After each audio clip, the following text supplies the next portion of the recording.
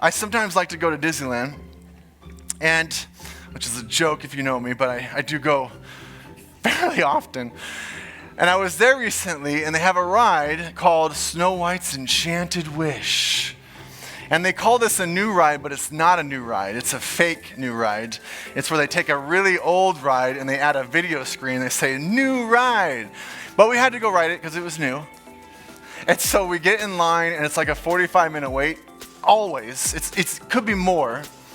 And I'm excited. The family's there. We're excited. And we get to the front, and I go, I'm going to videotape it, which is ridiculous because it's in the dark. The whole video is black. But I videotaped it.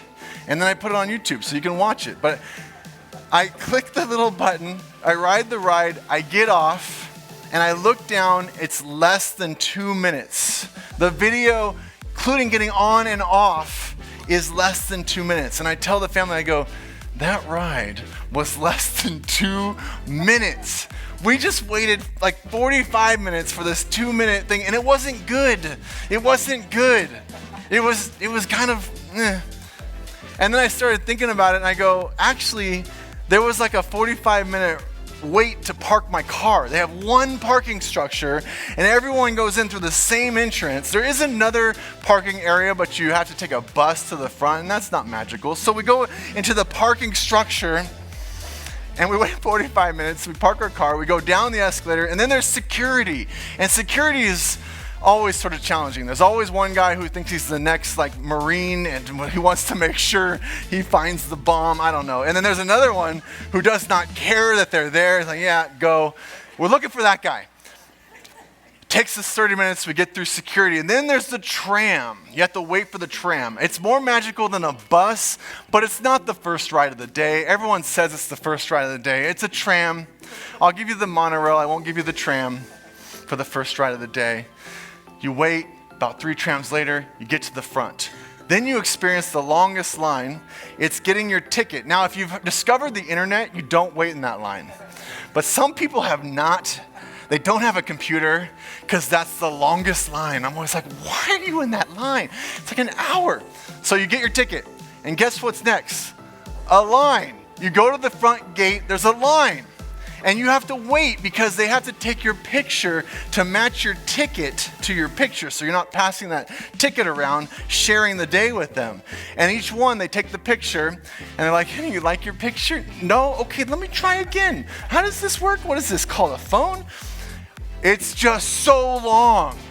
But you get through that line and you're excited. You're at the front of Disneyland. And then there's a parade. And the main street is tiny. And the floats are bigger than buildings. And you can't get through. And so there's just people everywhere. And you're like, boom, like a football star, just pounding your way through to get to the first ride, Snow White's Enchanted Wish. And then you wait 45 minutes. I can tell you from experience, everything I just told you is absolutely true. I've described some of your nightmare, right? And you're like, why would you do that? Why? I know I can hear you saying it. Why would you do that? And the answer is because of who I'm with. I'm with my family in every one of those experiences.